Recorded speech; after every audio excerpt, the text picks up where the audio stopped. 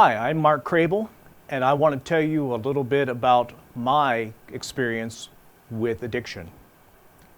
I have a disorder called bipolar. You may know that. It's also known in the past as manic depressive. And at one point when I was working, I had a lot of projects going on, and I was in a manic state. And with that, I was using alcohol to take care of the anxiety that I was suffering from. And that alcohol that I was drinking on the weekends only, was enough to cloud my judgment. I made some poor decisions, I got into some trouble. And I was asked to go to some peer support groups. I'd gone to AA, and I had gone also to this new one that I was told about, Smart Recovery. Smart Recovery helped me a lot, and I really want to talk a little bit about that and compare it a little bit to the 12-step programs. Smart is a peer support as well as AA is. It's not been around as long, only about 21 years as compared to the 75 years of AA. But Smart has a little bit different philosophy than AA does. It looks, I think, more towards the future, where you're headed, rather than where you've been. Because one thing I saw in the 12 steps was that it seemed repetitive to me after a while. And I've heard other people express that same opinion. That works for some people, but not for everyone. So some differences with Smart. It doesn't take a position on whether or not there's a higher power. It allows that if you believe in a higher power and choose to make that part of your recovery, then that's great. Go ahead and do that. It also doesn't take a position on whether or not addiction is a disease, because it really doesn't matter. And there has been a lot of controversy over the years with it. I think now even the American Medical Association recognizes that it's a disease, but it doesn't really matter what you call it, because if it's a disease and it's causing you problems, you have to stop. If it's not a disease and it's causing you problems, you have to stop. So let me give you a little bit of the tenets of Smart Recovery. It doesn't have steps, it has 4 points. Those points are 1A, you got to have the desire to change. You have to look at yourself and say, is the way I'm living the way I'd like to be living? And once you've decided that no, you'd like to change, then you have to commit to it. What I call 1B, driving the stake in the ground, committing to this lifestyle change. The second point of the program is coping with urges and cravings. Because everyone who has an addiction issue is going to have some sort of withdrawal and a craving or an urge to continue that addiction whenever they're stressed. It's our crutch. It's our go-to method of dealing with life. So we talk about some of the ways that we can deal with those urges and cravings. The third point of the program, I like to call it changing the way that we think. In the official language, it is managing our thoughts, feelings, and behaviors. But I like to just think of it as changing the way that we think. Because really, in recovery, we are doing more than just not using a substance or a behavior, be it gambling, shopping, whatever. We really need to change the people, places, and things with which we are associated. It's a lifestyle change. In that regard, this can actually be something positive, because maybe you've never stopped to question where your life is going. This is an opportunity to do that. The fourth point of the program is living a balanced life. And that's really the goal for any of us. We want to have a good relationship with family, with job, with even the police force. Those people we've come to fear, we want to have them be people that we look forward to meeting and people who are coming to our aid. So those are the 4 points of this program. Another thing about Smart Recovery, as I said a little bit earlier, is that it is forward-looking versus looking into where I have been in the past. Anyone who's been to a 12-step meeting knows that the first thing you do when you go around the circle is you announce your name. Hi, I'm Mark Crable, and these are my bottom lines. And you do that at every meeting. Seems a little bit redundant after you've done it for a few meetings. And it's also living where you've been. I like to go to where I want to be. That's what I'd rather talk about. Because I believe recovery is a lot like driving a car. It's a whole lot easier to get where you're going if you're looking through the windshield than if you're looking through the rearview mirror. Mind you, you do want to look in the rearview mirror occasionally and remember where you came from. But you really want to look where you're going.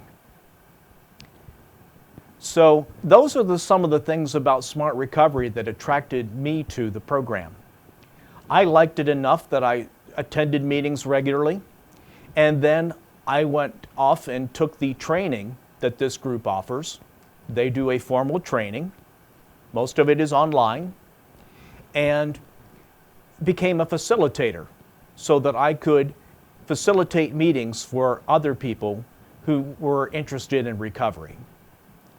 Now, I've said a lot about the differences between 12 steps, particularly AA, NA, and Smart Recovery.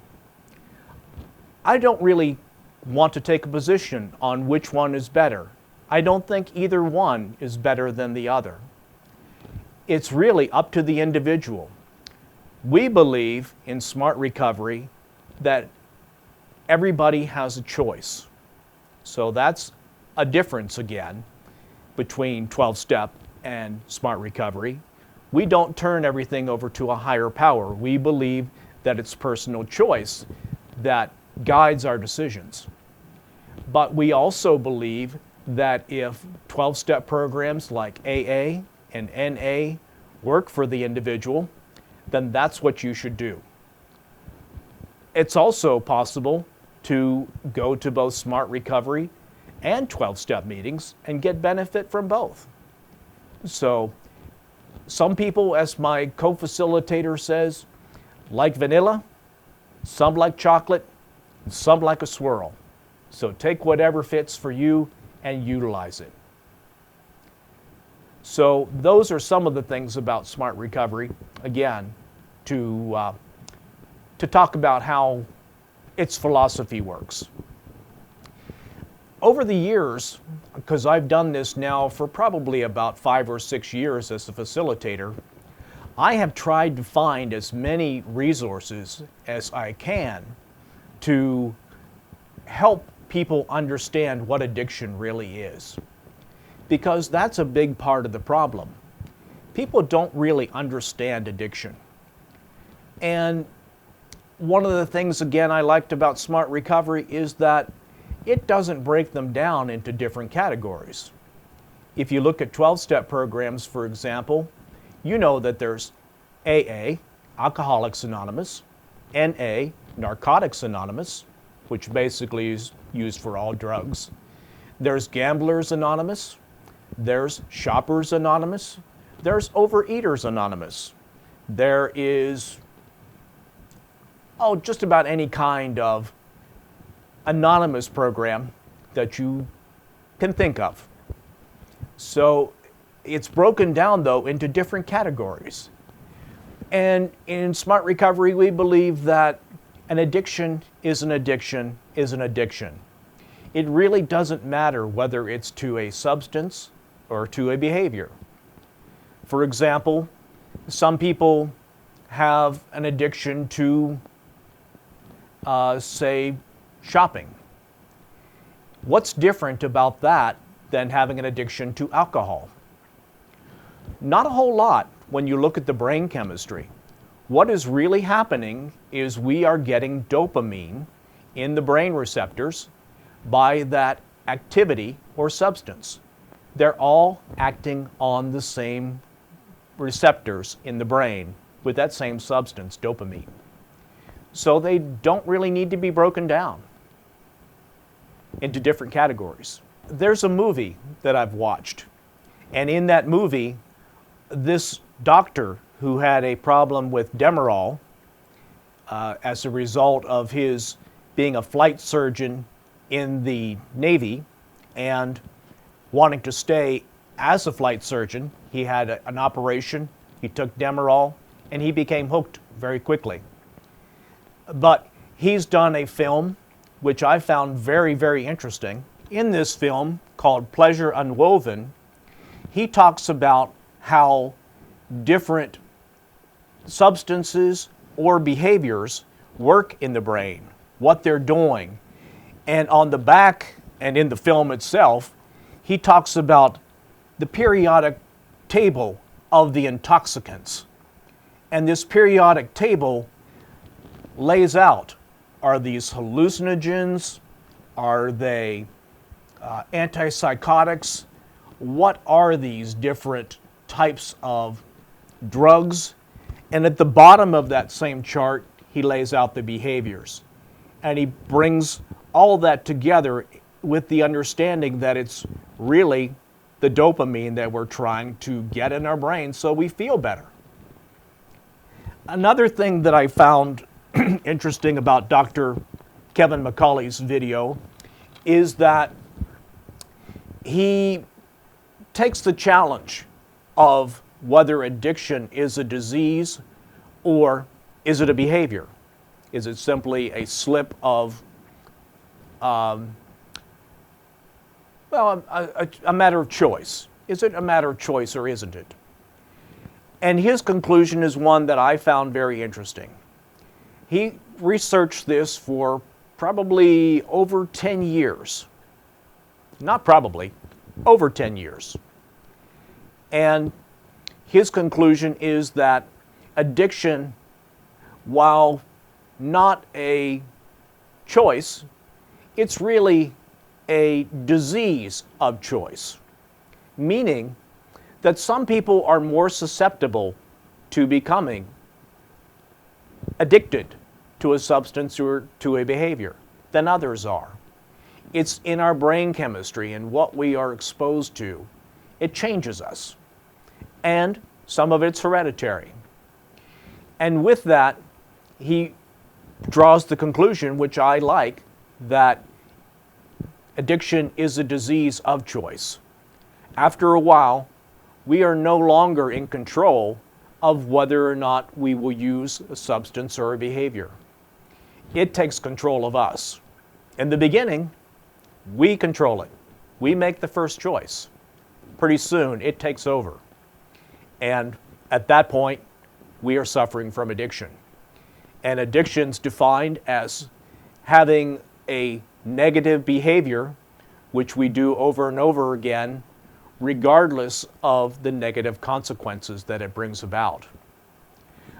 Another important thing I liked in his video is that he talked about how we'll make mistakes and relapse at exactly the wrong time.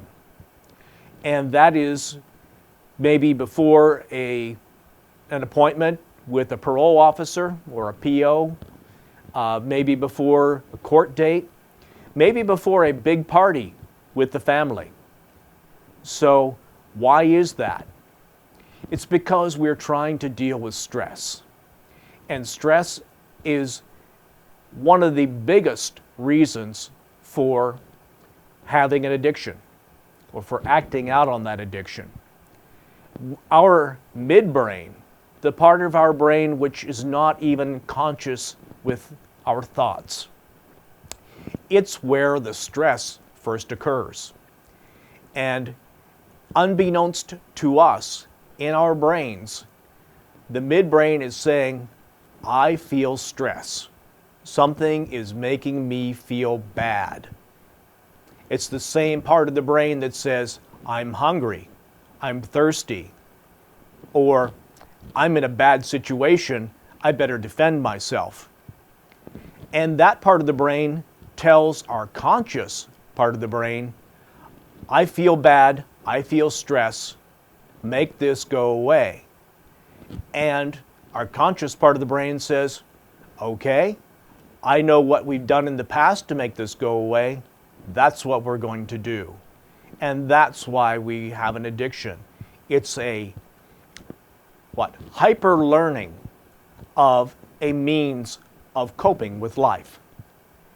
So what do we need to do? We need to find other methods to cope. So there are many ways to do that. And if I can go back to the smart recovery example, the point 2 of smart recovery is coping with urges and cravings.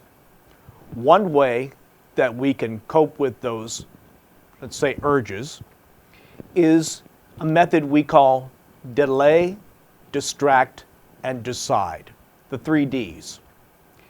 And what that says is, I have a craving. I want to use my drug. I want to delay acting upon that. That's the first part. Now I want to distract myself from that addictive tendency. And I can do that in any number of ways. I can do that by taking a walk, going for a run, petting my dog or cat. I can take a shower. I can call someone. There are many, many ways to take our mind away from, I've got to have this. And that's what we need to do. In that instant, do something different, something positive. And then decide, is this something that I really wanted and needed or not? Because we all know that the addictive behaviors are not necessary for life. You may think that you're going to die when you have a horrible craving for a drug, particularly if you're in the throes of detoxing. But you know, if you talk to anyone who's ever come out of jail, they didn't die. In fact, it is often easier for people to detox when they know they're not able to get the substance, for example, in an environment like a jail, than if they are outside where they have access to it. So this is a tricky thing with addiction. And there's a lot to learn about it. Another thing I liked about this movie, he did a follow-up. His memo to self. And what he calls it is protecting sobriety with the science of safety. Because he makes the connection with what the Navy did in dealing with pilots who had problems with alcohol, and how we look at those same kind of problems out in the general population. What the Navy decided to do was to allow anyone who came forward of their own volition and said, hey, I think I have a problem with alcohol, they would allow them to go through a treatment program. No consequences. They had to go through the treatment, and once they had gotten pretty good control and were found to be clean, yes, you can test for alcohol and all that, generally with a urine test, then they were allowed to go ahead and start flying again. Now, what does that say? Well, that says that people are worth something. And the Navy had certainly invested a lot in these pilots. They also looked at this condition of alcohol addiction as not a matter of choice or of poor character or weak morals. They looked at it as a safety issue. And they said, in order for this person to be safe and continue to do what they are doing and not harm anyone else, we need to get them into a program where they can recover and continue to do what they love to do and be a valuable resource in their life. Now, I believe that's true of anyone. I've often, in meetings, sat and talked with the individuals there, and a lot of them say, well, I'm an addict. I'm a heroin addict, or I'm an alcoholic. In SMART, we don't like labels like that. Our preferred thing is not to use labels. We say labels are for jars, not for people. They don't define us. Often, these individuals are mothers, fathers, carpenters. They could be anyone. They could be a nurse. They can be welder. They could be a pilot. They can be a doctor. They can be anyone. And to degrade their value by looking at only one small piece of them, one flaw. Mind you, it is a concern. It has to be dealt with. But to define them by that for the rest of their lives, that's not fair. That's not fair. And we don't do that to people like cancer survivors. We don't say, oh, there's the cancerous one, once you have beaten the cancer. It's, hey, it's good to see you. How's work going? We don't dwell on it. We should do the same thing for people who have the disease of addiction. So many things are misunderstood with addiction. And another thing that I believe is important, and I've collected a lot of movies about it. I like to surf Amazon and see what I can find that's helpful for people trying to recover. This video is about a gentleman by the name of Joseph Campbell. And Joseph Campbell was a philosopher. And what he looked at was everybody's stories throughout all of history. And he came to define what he called the hero's journey. That is, all of us are the heroes of our own lives, Just like Hercules, Lincoln, whomever was a hero in their life. We're all the heroes of our own lives. And what he's looking to is to try and give us purpose. If we have a sense of purpose in our lives, then the addiction is not our sole and first go-to whenever we're bored, stressed, or anything else. There is so much more to life when we have purpose. A lot of folks who recover from addiction, who are in long-term recovery from addiction, reach out to help others. And if there's one thing I remember from a 12-step meeting that I attended, it was by a gentleman whom I really respected. He said that his sober support, his sponsor, told him that if he was ever feeling really, really bad and wanted to go back to his addictive tendencies, he said, what you do when you feel really bad is you find someone who's feeling even worse than you do and talk to them, comfort them, listen to them. And you'll help not only them, you will also help yourself. And that's what's important. We've got to learn to give back. We've got to learn to find purpose. And I think I started to say earlier too that addiction, although at face value is terrible, it's a disease. It's also an opportunity. It's a chance for us to examine our lives and say, am I going in the right direction?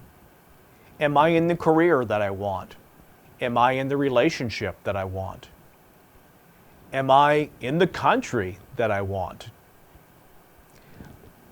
It's a chance to examine our lives and say, what's important to me?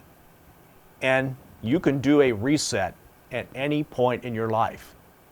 If you feel that you're stuck, that's simply an illusion. There are people that will help you. Just reach out. So addiction can actually turn out being a silver lining inside of a very cloudy sky. It can make you look at life and say, you know, the reason I was doing that, drinking, using heroin, gambling, shopping, whatever, is because I didn't feel whole. I didn't feel like all of me was there. And I want to find something now that makes me feel whole. I want to find something that defines me, find my purpose. And if I can do that, then who was it? Socrates, I believe, who said, the life unexamined is not worth living. I think we've got to examine our lives. This is our opportunity to do that. So, take your addiction issues and, again, don't label yourself an addict. You're so much more than that. Take this as an opportunity for a reset. Go ahead and find out what's important to you and help those who still need help. That alone will give you much purpose in your life. And with that, I thank you for listening.